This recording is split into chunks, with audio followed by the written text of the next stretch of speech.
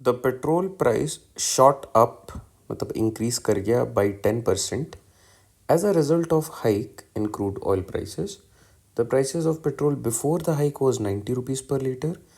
A person travels 2200 kilometer every month and his car gives a mileage of 16 kilometers per liter.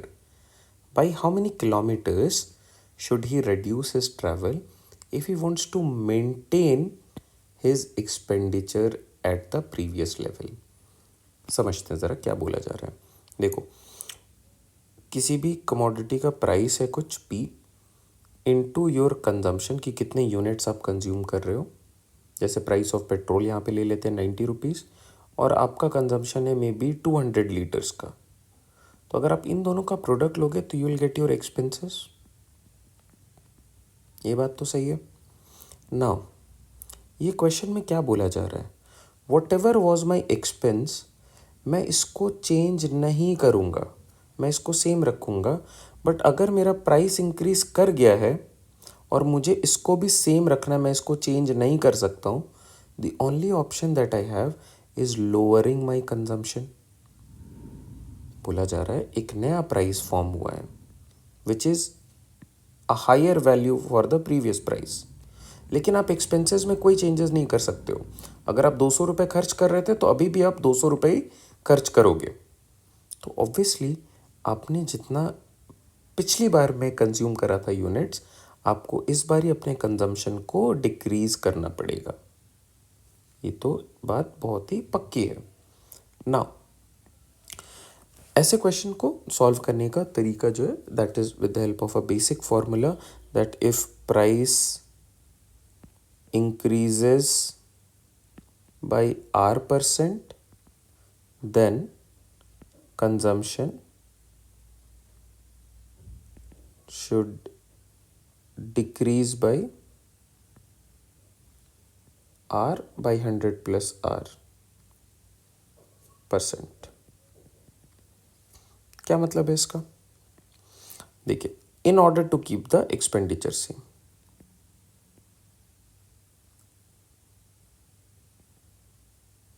Expenses same रखने के लिए आपको ये करना होता है.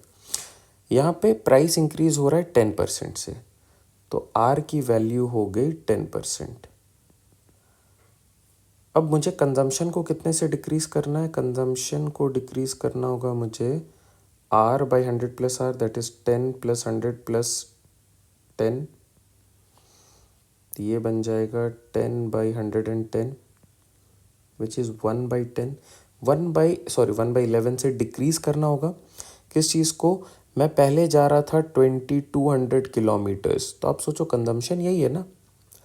आप जिस प्राइस ऑफ पेट्रोल से पहले जा रहे थे 2200 किलोमीटर, उसका एक प्राइस बन रहा था. अभी आपका प्राइस ऑफ पेट्रोल बढ़ चुका है, तो क्या आप वापस से इतने किलोमीटर्स जा सकते हो, क्या आप इतने किलोमीटर्स कंज्यूम कर सकते हो? नो. तो it should decrease, the consumption should decrease by 1/11. 1/11 of the original consumption cancel out करते हैं तो 200 किलोमीटर से आपको रिड्यूस करना पड़ेगा. By how many kilometre should he reduce his travel? Option B 200 is our correct fit. ये हमने practice set में भी डिस्कस कर रखा है, बट अगर आपको इसको नॉर्मल मेथड से बनाना है तो ज़रा सा ये लेंदी ज़रूर हो जाएगा, बट देखो उस केस में भी आपको आंसर मिलेगा. ये आपके लिए मेथड नंबर 1 जो कि स्मार्टर अप्रोच पे बेस्ड है. आप यहाँ पे रेशो मेथड पे भी जा सकते हो, लाइन चेंजिंग रूल पे भी जा सकते हो, या इस फॉर्मूले पे भी जा सकते हो. तीनों केसेस में आपको सेम रिजल्ट मिलेगा. मेथड 2 जो नॉर्मल मेथड है उसको भी डिस्कस कर लेता हूँ. आप जैसे ही 16 किलोमीटर्स जाते हो, 16 का माइलेज का मतलब क्या है पर litre. 16 kilometre you need 1 litre, 32 kilometres you need 2 litres. Similarly 2200 kilometres के लिए कितने लीटर्स लगेंगे, कैसे फिगर आउट करोगे, तो 2200/16 सिंप्लीफाई करा तो 137.5 लीटर्स लगेंगे. पर लीटर का प्राइस क्या है 90, तो टोटल एक्सपेंस क्या बन जाएगा मेरे लिए 137.5 इंटू 90. अब ये जो एक्सपेंस बना आप इस एक्सपेंस को चेंज नहीं कर सकते, it has to be same. But नया प्राइस क्या है, 10% इंक्रीज हो चुका है। 10% ऑफ 90 इज़ 9 रुपीज़ इंक्रीमेंट। तो नए वाले केस में मेरी जो प्राइस है वो 99 रुपीज़ हो चुकी है।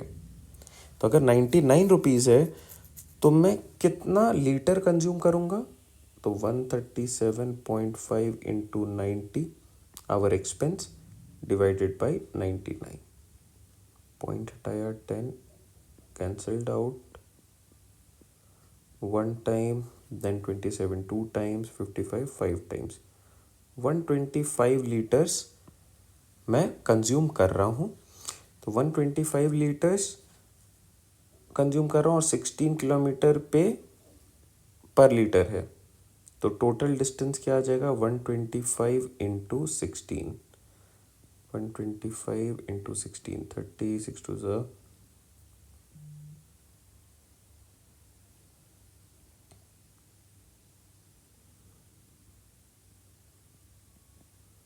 00।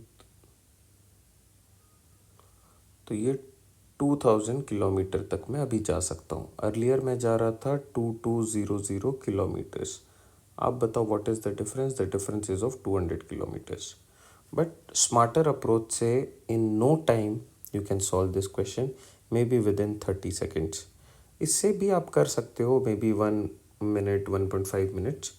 बट येस, क्वेश्चन ये वाला डुएबल